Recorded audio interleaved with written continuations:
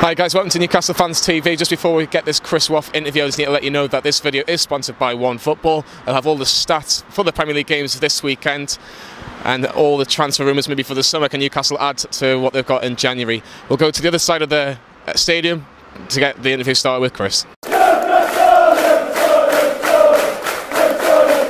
We've got a special guest from the Evening Chronicle, Chris Waugh. I got that right. You have got that right. A very busy day for you yesterday. How many hours did you have to do in the transfer window, deadline day? I think I logged on about 6:30 and then I clocked off just after 11. So yeah, it was a long day, but worth it in the end. I mean, Newcastle could have done a bit more, but the fact that they got Miguel Almiron and Antonio Barreca was important, and really just being able to cover positive transfer news was a blessing, really. I can imagine. We'll start with Antonio Barreca. I think it probably wasn't Rafa's first choice, because obviously trying to get Lukaku in, but at least we've got cover in that position after we didn't get anybody in the summer.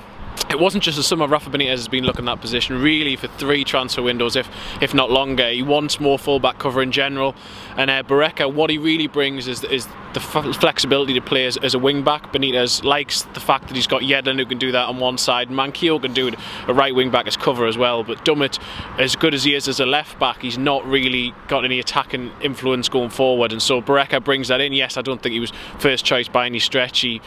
It doesn't come with a glowing reputation. I think he was struggling at Monaco, and really I think that it was more a case of what Newcastle could get in, but Benitez has obviously seen something he thinks he can work with.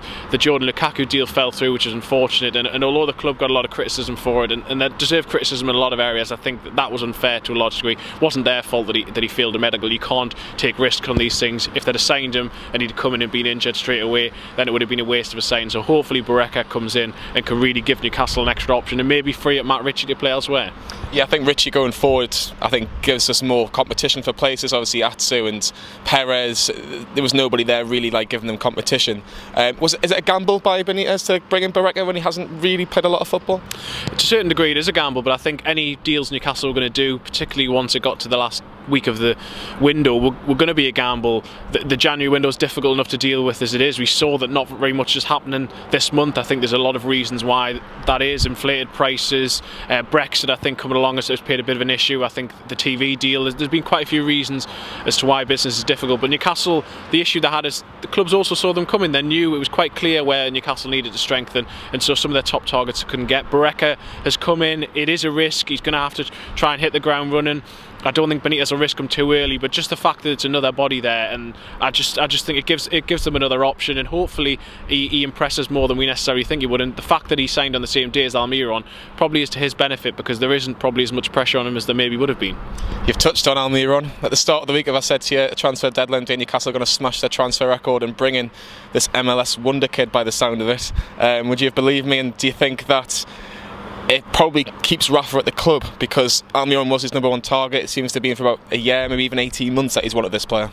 I wouldn't have believed it at the start of the week, no. I have to be honest though, early in the window I did think that Atlanta would blink and would eventually reduce their price, but it was all, my question mark was always, would Newcastle meet it? Now there's whispers that quite a few of us in the North East press pack got at the end of last week that the deal was back on, but we were all sceptical until it was actually going to happen, and then the news broke on Tuesday, a couple of hours before the game, that the Almiron fee had been agreed, and Newcastle have agreed to do that. My understanding is that the fee isn't quite yet at a club record deal, but it will be by the end of the season, and which is why I think the club didn't announce it themselves, because part of the money, my understanding is as long as Newcastle survive, then the second payment goes in. So it's about the same as Owen now, and then it will become a club record deal. But I think it's an exciting signing. Benitez has watched him for about 18 months. I wrote a piece yesterday just going in explaining how that Newcastle looked at him extensively. They had other options about a year ago, but then they kept looking at Almiron. He's kept impressing, and really he wanted him in the summer. It became clear that wasn't going to happen because Atlanta didn't want to sell then, but then from November onwards there was always a feeling this deal could happen as long as Newcastle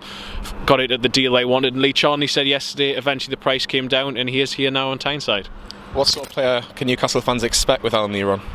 Well, he's a player who brings pace for a start. I think a big thing that Rafa Benitez always says, the difference between the Premier League and other leagues is pace, it's speed of thought and speed just in general when you're with the ball, and he's just as quick with the ball as he is without it. He's slight, so I think that may be an issue from just adjusting to the physicality and also just getting used to the fact playing in the Premier League and in the system he's going to be in. But he should suit the counter-attacking style perfectly. He plays in between the lines. He can play anywhere across the front, but Benitez sees him as the number 10 primarily if he's going to play his 4-2-3-1 system. We're in the 3-4-3. He can play either of those positions just off Rondon, and I think he could be the perfect foil for Salomon Rondon, someone who both will create, score goals himself, but also can just play off the shoulder of Rondon. I think that's exactly what Newcastle have been missing, really.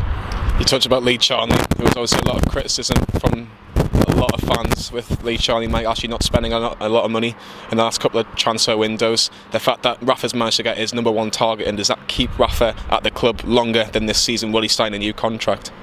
I think it's the first step. I don't think it by any means guarantees that Rafa Benitez will be here, but it's a show of commitment from the club. I think that they will turn around and say to him, look, we have shown we are willing to invest in the players that you want. Eventually we got him at the price we wanted, and I doubted Newcastle's strategy on this, but to be fair on Lee Charnley, he's managed to get Almiron the price down and eventually got the player through the door. Would have been nice to have him in earlier, but he is finally here and at a price that he thinks the club could sustain. But Benitez now will say to them, look, this can't just be a one-off.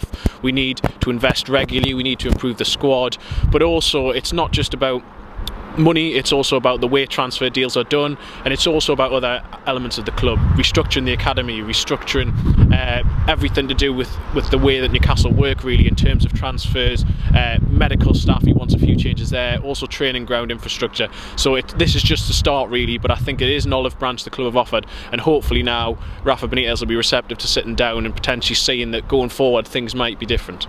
It has been a fantastic week for Newcastle so far, beating Manchester City on Tuesday. They travelled to Spurs on Saturday lunchtime. Nice early start there. Newcastle have to go in that game with a lot of confidence. A lot of people are saying we might have to get a win against that big six. We've done that against Manchester City. Can Newcastle not relax against Tottenham but feel like there's no pressure on them, really?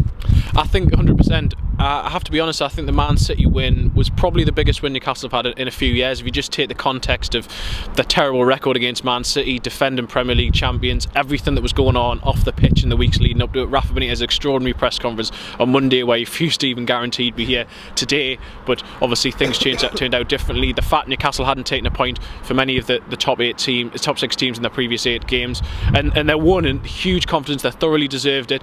And if you look at this stretch of 3 games, so Man City, then Spurs and Wolves, if you'd have told Newcastle fans you get 1 or 2 points from them, they'd have taken that. They've got 3 already, and they go to Spurs. The pressure's off. It's going to be a very difficult game, and Spurs are favourites, but Newcastle will go there, play the normal game that they want to, better away from home or against the top 6 where they can just sit back, try and counter.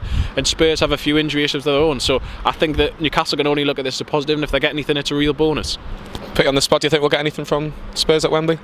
I fancy a 1-1 draw. I do think that Newcastle can get something. Maybe that's just the optimist in me, and it seems it's been such a positive week I wanted to continue, but I do think that Newcastle can spring a bit of surprise and get another point, yeah. Fantastic. Thank you very much for your time, Chris. Follow Chris on Twitter. He has all the latest information on Newcastle, and he has some fantastic articles. Read the Almiron article and see if he'll play his first game against Wolves. He's not playing against Tottenham on Saturday, so nice to see him in action, and thanks again, Chris. No problem.